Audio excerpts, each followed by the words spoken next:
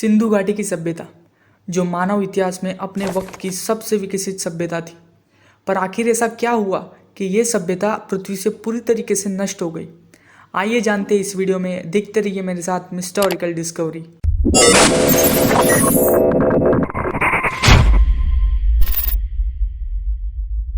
सिंधु घाटी की सभ्यता एक ब्रॉन्ज एज सिविलाइजेशन थी जो आज के नॉर्थ इंडिया, पाकिस्तान और अफगानिस्तान के इलाके में स्थित है।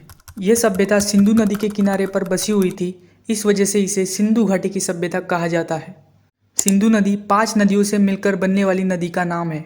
जेम्स लुइस, जो कि ब्रिटिश आर्मी से भागे हुए एक सोल्जर थे, वो इंडिया में 2 साल के ट्रैवलिंग के दौरान 1829 में पंजाब पहुंचते, जहां पर उन्हें एक प्राचीन खंडर दिखाई देता है। वो तुरंत इस प्राचीन खंडर को डॉक्यूमेंट करते और इसे नोट कर लेते और इसके बारे में लिखते हैं। जाने अनजाने में ही सही, पर उन्होंने हड़प्पा का एक प्राचीन शहर खोज लिया था। इस घटना के करीब 100 साल बाद जॉन मार्शल को 1920 में एएसआई का डायरेक्टर अपॉइंट किया जाता है और दुनिया को पता लगता है दुनिया की सबसे पुरानी सभ्यता के बारे में। इन साइट्स की जब कार्बन डेटिंग की गई तो साइंटिस्टों ने अनुमान लगाया कि ये साइट्स करीब 5000 साल पुरानी हो सकती है, और इस तरीके से धीरे धीरे और साइट्स मिली। इंडस यानी सिंधु नदी के किनारे एक और साइट मिली जहां पर इंसानों की बहुत सारी हड्डियां पाई गई, और इस साइट को नाम दिया गया द माउंट ऑफ डेड यानी कि मोहनजोदाड़ो।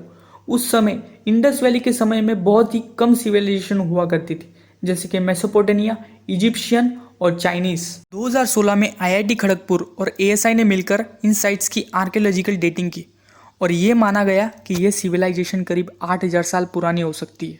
माना जाता है कि इंडस वैली सिविलाइजेशन में अर्बनाइजेशन की शुरुआत करीब 5500 बीसी में हुई थी, और 2600 बीसी तक इनकी सभ्यता इतनी एडवांस हो चुकी थी कि इनके शहरों में 2 मंजिला घर बने हुए थे, और जो ईंटें ये लोग घर बनाने में इस्तेमाल करते थे उनकी एक स्टैंडर्डाइज मेजरमेंट होती थी।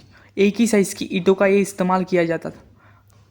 हर घर के अंदर टॉयलेट हुआ करता था, नहाने की जगह हुआ करती थी, ड्रेनेज सिस्टम हुआ करता था जहाँ से ड्रेन बाहर निकाला जा सके।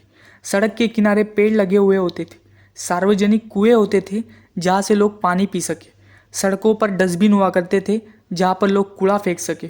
अर्बनाइजेशन के मामले में शायद ये हमसे कई गुना आगे थे।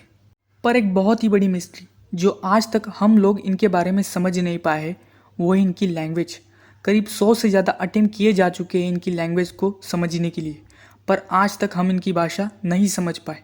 करीब 4000 से ज़्यादा आर्टिफैक्ट्स मिले हैं और कॉपर प्लेट्स मिली है। पर आखिर क्या मतलब है इन सिंबल्स का?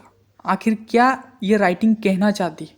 और हर राइटिंग के नीचे इन्होंने कोई ना कोई एनिमल क्यों बनाया है, ये भी एक मिस्ट्री बनी हुई है। इसी राइटिंग को कहा जाता है इंडस स्क्रिप्ट।